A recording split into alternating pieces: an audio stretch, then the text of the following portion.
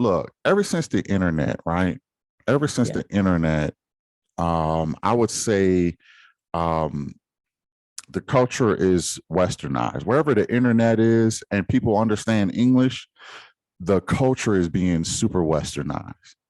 And this is Uh-huh. why it's probably a benefit to go to a country that don't even speak English because they're less likely to be touched by the Western culture.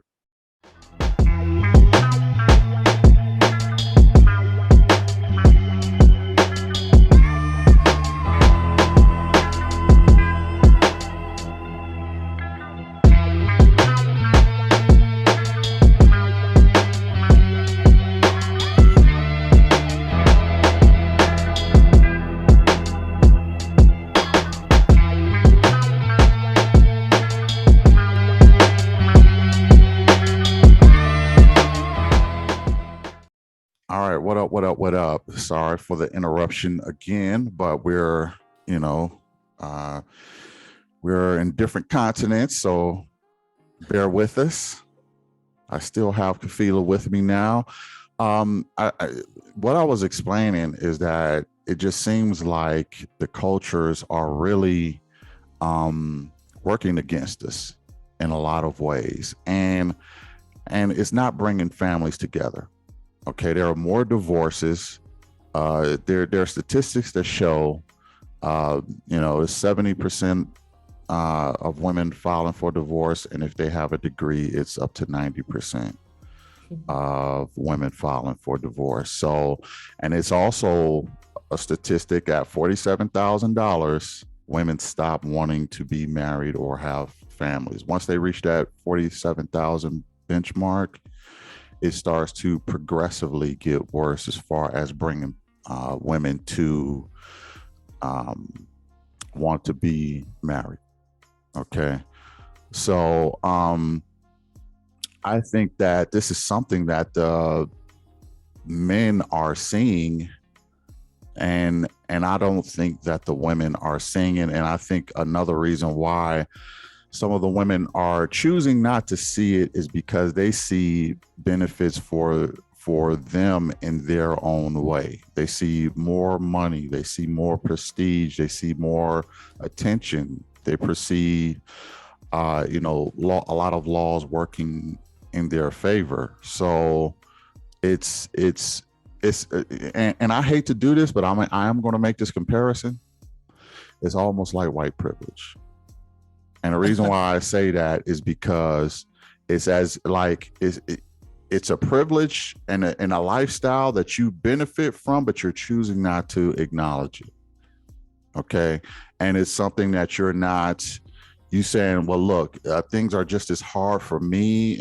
And this is how I understand how people move. Whenever they have a privilege, they probably know about it, but they don't want to acknowledge it because they don't want to lose it. You see what I'm saying? And I see the same thing happen with white privilege. And now I'm seeing it with a group of people of women. And it's clearly not bringing families together. Men are noticing this. So that's why a lot of men are having issues with how things are going. And we're trying to bring attention to it like we did white privilege. Okay. But it's falling on deaf ears. It seems to a lot of men. You know what I mean? Because it's a bit of cognitive dissonance that's going on. What are your response to that? Oh, I mean, I think there's a lot happening. And the first things that came to my mind was like, okay, as women, are we still buying into this fantasy of this white dress and this and all, and then when it doesn't really work out, we like, I'm out of there. I mean, that was one thing that came to my mind. But I think we have to take responsibility for our behaviors. And what I mean by that is oftentimes we get caught up in what the package, both males and females, we get caught up in what the package looks like on the outside. And once we get in it, we go, whoa, But I always say that there are always signs when we're dating people, but for some odd reason, both men and women, we think that we can change each other. And we get in it, and then, 2, 3, 4, 5 years down the line, or even sometimes 6 months, we're divorcing. But I think it gets to a place where you have to understand who you are and what your value system is and what your spiritual beliefs are. And when you operate and you move and you have your being in this realm called earth, I think you begin to choose very differently and choose wisely. Am I saying people are that we are not supposed to be attractive? I mean, of course, men want attractive women, when women want attractive alpha men, all of that. But I think we have to really understand, like, what's the purpose? Like, why are we getting married? Because for me, I'm more of a like a nationalist, a Pan-Africanist. I'm one of those type of sisters. So I'm thinking, like, when I'm getting with a brother, I'm thinking about, okay, what are we going to do together to bring about a change in our community? What are we going to do together to bring about a change collectively?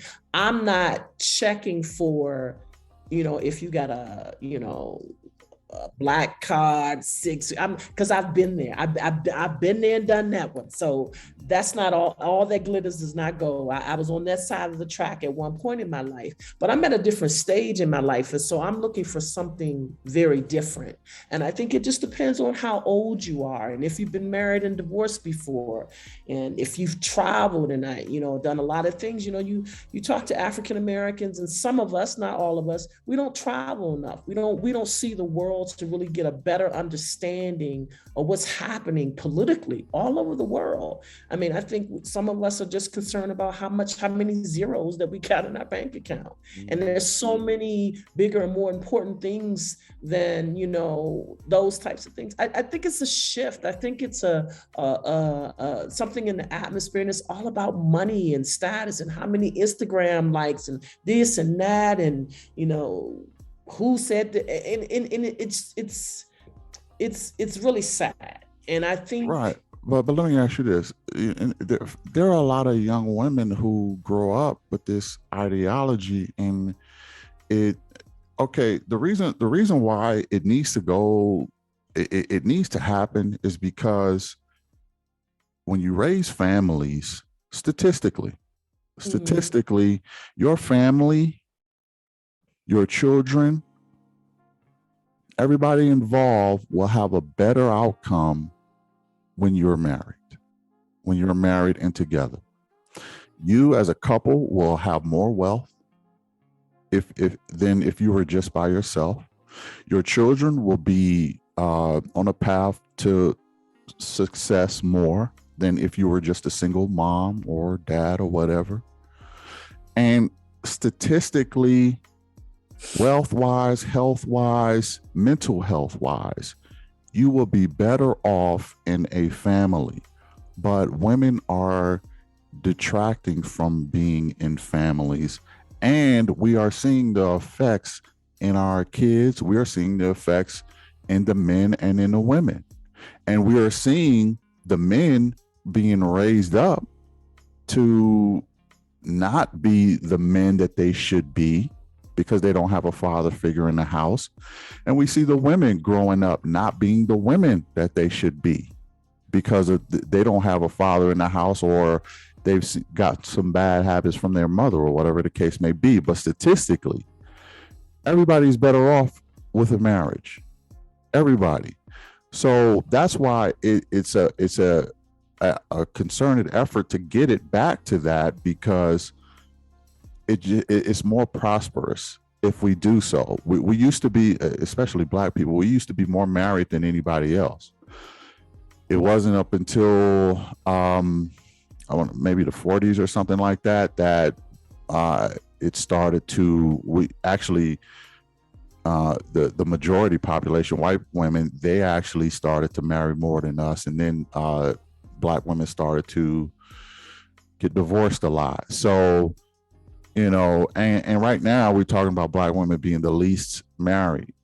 Now, I think the problem is and I probably get some heat from saying this, but I think the problem is, I think we have a very, when I say we, I mean Black men and Black women, we have a very monolithic mindset when we talk. And I had a sister pull me up on this and point this out to me. We have a very monolithic mindset when we talk about choosing a partner. There are so many Black people or people of color on the diaspora. You know, if an African American woman ain't working for you, then maybe you need to go check out a woman in the Caribbean or in South America. I mean, I think when we think about marriage, we often think about we can only marry an African American. And there's so many people of color that are all across the diaspora. And I would encourage my brothers and sisters to start looking beyond just America, because there's so many of us. There's so many of us. And I think once we start doing that, then those brothers that want children, then they can get back to having families, because it goes all back to what your value system is, and what you value and what you see. My neighbor has a dog and everything. There's lots of noise right about now. And well, let me say this. Even if someone wants to go abroad, say to Africa, you know, are they going to be offended because I'm looking for a certain type of woman, a certain type of wife? Like, I know you say go abroad, but from what I've seen, African women getting, look, ever since the internet, right? Ever since the internet, I would say, the culture is westernized. Wherever the internet is and people understand English, the culture is being super westernized. And this is why it's probably a benefit to go to a country that don't even speak English, because they're less likely to be touched by the Western culture. And that's what happens a lot in South America. You see a lot of Latinos who, you know, maybe only speak Portuguese or only speak Spanish or whatever the case may be. They're not touched as much by Western culture because they don't understand English. Same thing with in maybe Thailand or something like that. But you have some cultures that do speak English that hasn't been touched that much. Philippines, parts of Uganda or parts of Africa, but they're slowly getting there. They're starting to get there. All English-speaking countries are starting to be westernized because they're seeing stuff on the internet and it's influencing them. And it's not so easy to just go abroad and find somebody, because you could run into the same problem thousands of miles away. But I think I'd said it earlier. I think you have to have a clear understanding about what it is you want. So if you're looking for very superficial things and you haven't done the work that's required for you to understand who you are, then you're going to keep attracting to you the same type of people.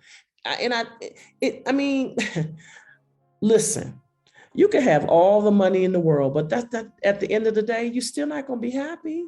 But Khafilah, why can't we just fix the culture? Why is it that we have to go abroad and do this and that and the third? It's almost as if you're saying, give up hope on if that's not what you want and that's your esteem, then just give up hope and go someplace else and find it someplace else. But the culture ain't gonna change.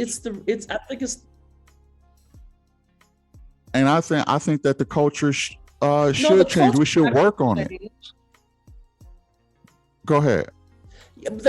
The culture is not going to change, but I believe that you attract to yourself who you are, what you eat. If you're vibing, if your frequency is high and you're vibing from a high frequency and you're positive and you're about the collective and doing things in the community, then those are the type of people that you attract. And I think we have to begin to move in those circles to attract the type of people that we want to say, this is a man that is marriage material. This is a woman that is wifey material. You have to move in certain types of circles to bring to you the type of woman woman or the type of man that you want. And if you still hanging down in the gutter, then you're gonna get Pookie in them, and you're gonna get that ratchet. That's what you're gonna get. You know what the equivalent is? You know what the equivalent is that you're telling me? What? The equivalent is like a white supremacist would say, pick yourself up by your own bootstraps. That's pretty much the spill that you're giving me with the culture. It's as if, like, if you can't find it here, go abroad, do something else, pick yourself up by your own bootstraps. But this culture that we got, we ain't changing it for nothing. And that, if I hear a white supremacist say that, that makes me irate. And then when I hear a woman say that, it makes me just as irate. But if you're not, because you don't want to change the culture. But look, if you're not finding, if you're not, no, because because you can go and draw to yourself that which you desire, and then you can come back and you and your partner can bring about a change within the culture. I mean, it's kind of like saying, oh, there are no good black men, and all black men are all black men are dogs. That's not true, because all men are not dogs. Maybe the men that you keep choosing are dogs because you have this superficial checklist of things that you're looking for in a man. And when you have those types of things, you keep attracting those type of people to yourself. So my thing is like, look, if you keep getting gold diggers and this and that, maybe you need to broaden your spectrum. But here's the thing. I'm not worried about me.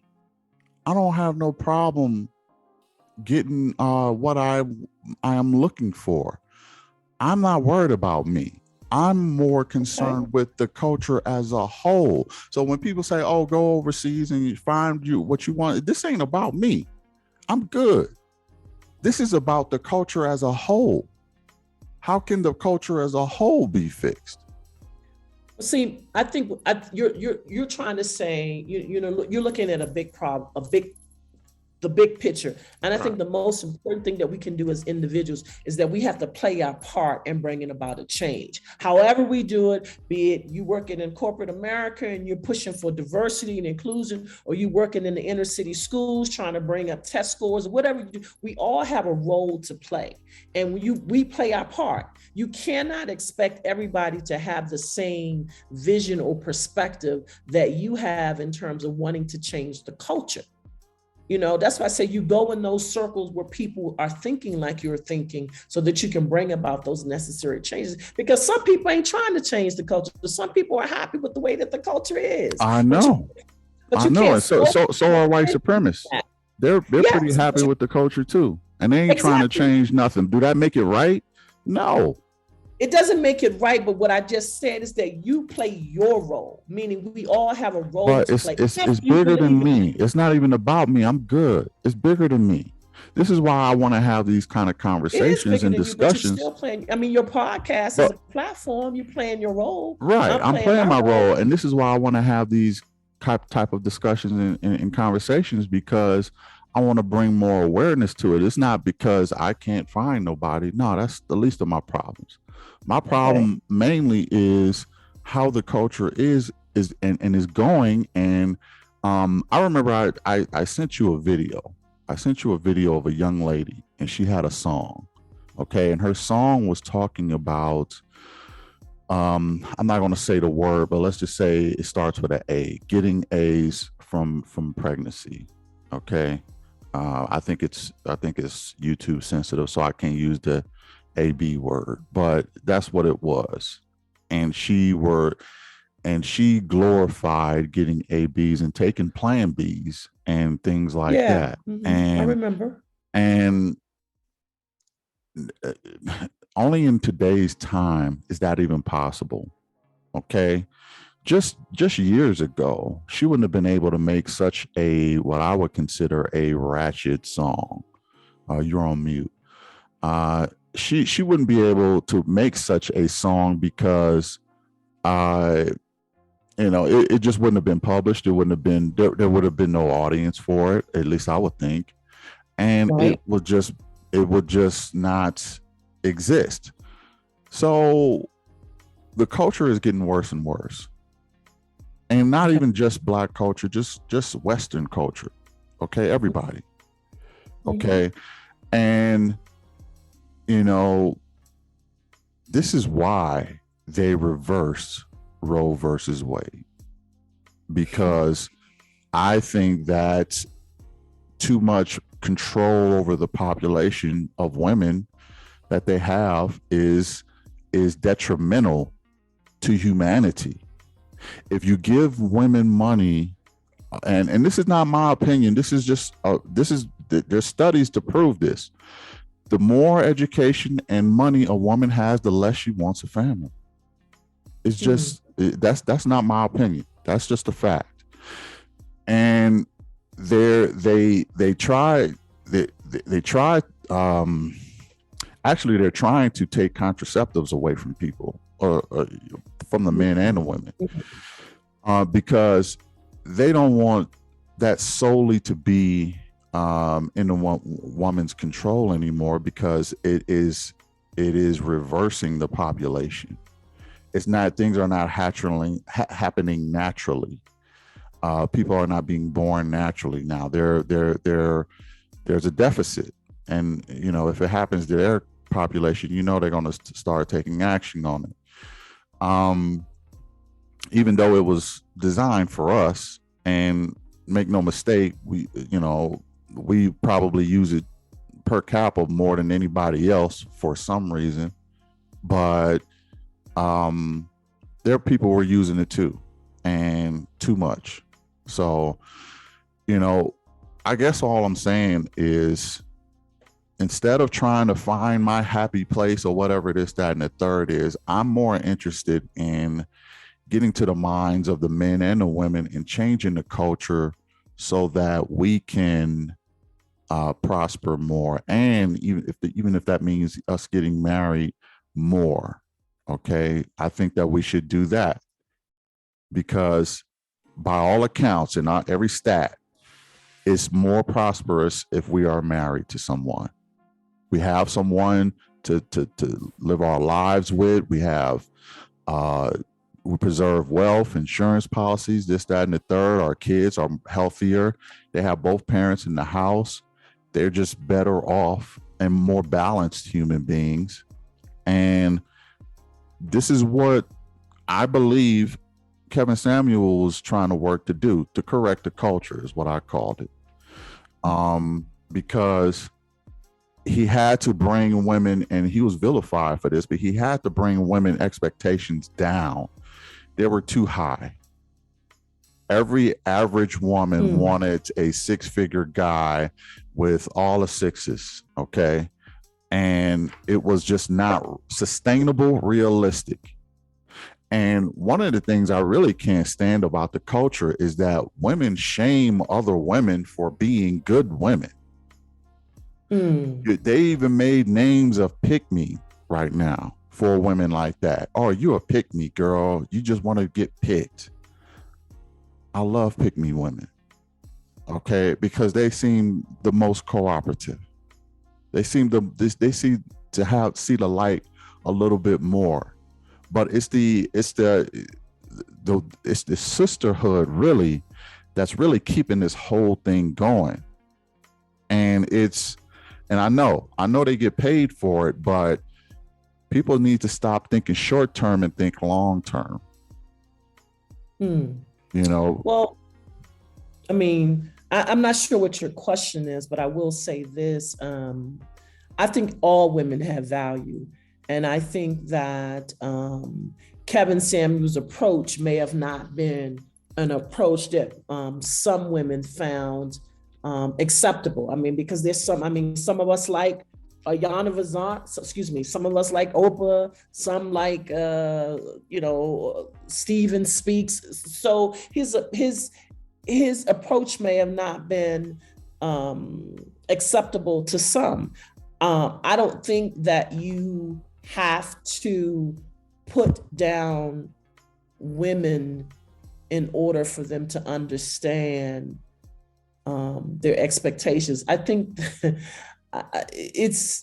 I struggle with this because I've been on both sides of the fence, and I'm at a different place in my life right now.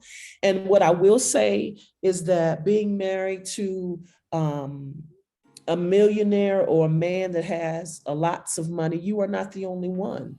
And you have to be able to deal with that. I don't know too many women that want to share.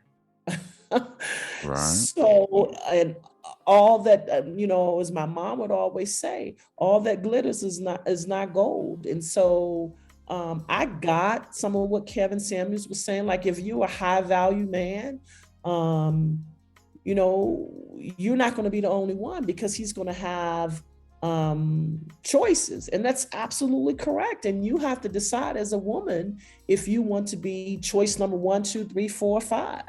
But they And don't that's want to not, make that choice. They want it all. They want to. They can be oh, average, but they want it all. They want him to be a millionaire, and they want him to have hard eyes only for them. that's not realistic, because Well, I've been there. but that's where we are. That's, That's what they that's want. not, that's not realistic. A And high that's what Kevin value was telling them. That's not realistic. That's not real. And I can only speak from experience. That's not realistic. And this, of course, I'm much older now, but I was in my early 20s. And when I initially got married, or late 20s, I should say. And I married a guy that had a whole heck. He was a trust fund baby. He had a whole heck of a lot of money. And Mm-hmm. I was not the only one.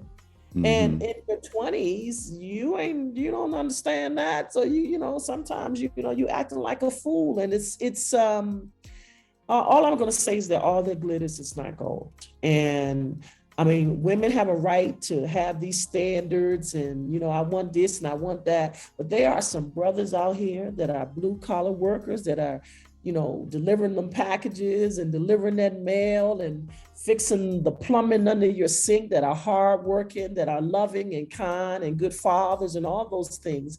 And I just think, I'm a 6-figure woman. I don't need a 6-figure man. I'm okay. I can get a blue collar brother. I'm all right with that. As long as we got a vision and we're doing what we need to do, I don't really care. Because at the end of the day, nobody will know if I'm making 6 figures or if he's making 6 figures, because I don't treat him like that. Right. It's, I think, again, it goes all back into your feminine energy. It goes into understanding. I mean, Now, can I be honest though, Khafilah? Can I be honest? Yeah, sure. I consider you one of my good friends now. Okay, and we've been good friends for a minute now. And at our first meeting, Mhm. you are not the same woman that you was No, when I we am first met. not. Absolutely not. Okay. Okay. Absolutely not. Now I say that with all due respect, because when I first met you, there was a bit of a lot of sisterhood. I would say sisterhood that was in you. I think that, and I strike you as very intelligent. Okay, because from that from that time that we first met to now, I have seen a transformation in you personally that is just phenomenal to me. Okay, Yeah. Yeah. and I would say people such as like the Kevin Samuels and things like that, and that movement, and trying to understand men more. And maybe I even gave you a couple jewels, and you have made a change that has been very beneficial in a lot of ways. Now my point is, to me, you have come a long way from where you were, but a lot of women have not made that transformation that you have made. You see what I'm saying? I don't know if you're still there. She probably dropped off. We're going to pick back up where we left off. It just don't want to give you a break, Mike. I think so. I'm telling you. Cutting and pasting when you do this one. Yeah, but what I was saying is that you have made a transformation that a lot of women haven't made yet. And I guess what I would like for you to do is kind of share how you made this transformation just in a couple of years or so, because it to me is pretty dramatic, the change that you made, and a lot of women haven't taken that path as of yet. So what made you get there? How did you get there? And how is it now? What do you understand? What did you learn? What did you understand and change? Well, first and foremost, I quickly learned that whether a brother is making six figures working on Wall Street or he under the kitchen sink fixing the pipes, he don't give a damn about me having a PhD and go and having did grad work at Harvard. That no, that doesn't and they don't care, you know. And what I had to learn how to do, because I am a product of a single mom, and I am a product of a mom that did the very best that she could with what she had. But what I began to realize is that I did not have positive role models in my life to show me what it was or what it meant to be a woman. Okay, what does it really mean to be a woman and to be a soft woman? You know, I'm aggressive. You know, I would consider myself an alpha female and all that other kind of stuff that people talk about. But I had to figure out what men wanted. And I had to figure out if I want to attract the type of man that I want, Khafilah, what do you have to do that? And I spent some time with myself. I moved to Africa. I began exercising because I had a lot of weight on me. I began exercising because, truth be told, you know, and I'm not knocking anybody, men are attracted to the physical first, and we can argue that all day. And I know you're going to get some, but let's keep it 100. And I said, Khafilah, you can't say that you want a man that's a vegetarian, that's working out, and you sticking bonbons in your mouth and going to KFC and not hitting the gym. So I started hitting the gym. I changed the way I was eating. I began to really spend some time on myself and understanding who I am. And I'm not talking about no religion. I'm just talking about going within. And I think the big shift came when my mother died. And I said, okay, you got to get this together. Because I watched my mother go through several divorces. And at the end, she died alone. And I said, Khafilah, you don't want to die alone. That's I mean, not that that's a bad thing, because some people are okay with that. But I realized that had my mother made some different choices, she could have possibly still been married at 92 when she died. You know what I mean? And so I began to say, okay, what do I need to do differently? And one of the things that I really figured out that I needed to do, I needed to listen to what a man is saying to me. If I didn't understand, can you say that for the people in the back? I would say, you know, I don't understand. And I began to yeah, say that for the people in the back. They didn't hear that again. To what the man was. Nice.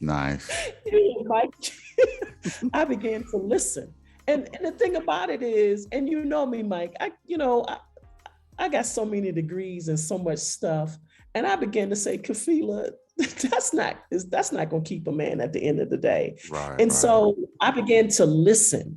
And when I began to listen, I began to realize that my language and how I communicated needed to change. For example, instead of me saying, well, Mike, you did this and you did this and that, I would say things like, depending on the guy that I was dating, I would be like, Mike, when you said this, it made me feel this way. I wasn't like, you did this. I would say, this is how that made me feel. Now, some women are like, well, no, you gotta work with your feminine energy. And as my mom would say, you can get more bees with honey than you can with vinegar. Facts. So it's like I had to begin to work on how I would speak to a man. Because when most men meet me, they already know that I'm alpha female. They already got all of that, because all that stuff plastered all over. They already know. But what they want to know is my core. Can I be gentle? Can I be soft? And I'm a little different than most females, because my mom was 92 and my mother was from the deep South, and she taught all her girls how to cook. So I can throw down. And I don't look at that as like, oh, a woman got to be, because I enjoy that. I don't have a problem with fixing a plate and bringing it to a man. That ain't going to take nothing away from me. That's not taking nothing away from me. I don't trip on that type of stuff. I don't care about that. So one of the things that I learned is that I just communicate. And I had to get counseling around learning how to communicate with a man, because men communicate very differently than women. And then the other thing that I did is that I discovered what my love language was. And when I discovered what my love language was, I began to move very differently with my partner. His love language was touching. My love language was words of affirmation. And so when I began to understand what my love language was, and I began to listen, and I began to say things like, well, when you said that, this made me feel, it doesn't mean that we didn't argue and we have but I wasn't disrespectful. And that's the thing about it, is when I would come through the door, all that stuff that I got going on at work stayed outside the door. I was Khafilah at home. I wasn't. That's a good one. That's a good one. You said all that stuff stayed out. Like, I guess that's, and my front door policy pretty much is based on that premise, is a woman who can know when to turn it on and turn it off. Because that was basically the premise. Like, when you come inside the home, you're in your goddess energy, you're feminine, and you're everything to your man and your kids. And everybody loves and admires you for that, you know what I mean? And that's what I was talking about. And I just seen a lot of the more African women raised that way. That's why I labeled it African, but there are more women that's raised that way in Southeast Asia and Asia and other places in South America.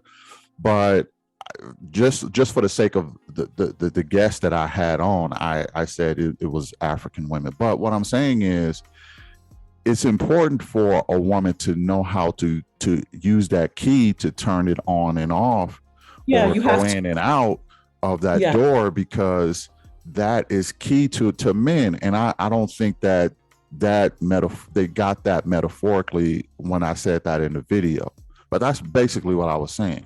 Yeah, I mean, you have to be, because at the end of the day, my man don't care enough about me being no doctor so-and-so. He don't care enough about my PhD. Right. So I leave that stuff outside the door. When I cross over, I'm Khafilah. Bam. And that's it. That's what I'm talking about. And it's not like, oh, I'm Khafilah, let me run to the kitchen to fix my man a meal. Because oftentimes, by the time I get home, he's already cooked and done, whatever. He's like, baby, you hungry? So it's a partnership. That's why I keep saying it's a partnership. But I think in order to get that out of a man, you have to be a feminine woman. And that's, you have to. And I would tell you, I would tell you another thing that I had to learn is, I don't know how to say this, because I know that some of your viewers they're gonna take it personal, or get in their feelings. But, okay, I'm gonna put it this way. I'm not saying that you need to be dressed up in stilettos and your face beat with makeup, but don't no man want to come home with a woman with a rag on her head and pajamas, and no, that's, my mama would always say, the same way you got them is the same way you got to keep them. So if you were looking fine to the nine when you met him, you got to keep yourself together. You got to work out. If he's saying, baby, you let's work out together, you can't be like, you got to work out together. You got to do those things to maintain the relationship. And I know some sisters gonna give me some heat about this, but you got to have sex with your man. You can't use sex as a weapon. Like, you made me mad last night. Go sleep on the couch. You ain't no. Yeah. Because why would I deny you? Because when I deny you, I'm denying me. Exactly. Why would I do that to myself? Exactly. And so you can't. It's a lot of men in sexless marriages. Yeah, you can't do that as a woman, because then you're creating a scenario where you're putting your man in a position, resentment. You're putting him in a position where he may step out on you, and then you got some other problems on your hands. So you got to just be. I'm not saying you got to be dropping it 7 days a week, but you got to be affectionate. You got to be affectionate, and as long as he's not asking you to do something that violates your moral fiber and violates your marriage bed, then you need to be getting it on. Well, that's right, and we're gonna leave it at that. This has been an interesting conversation. Hit the like, share, and subscribe. Thanks, Khafilah, for joining me on this one. I appreciate all the way you. from the motherland, all the way from the All the way motherland. from the motherland. We will catch y'all in the next one. Peace. Peace.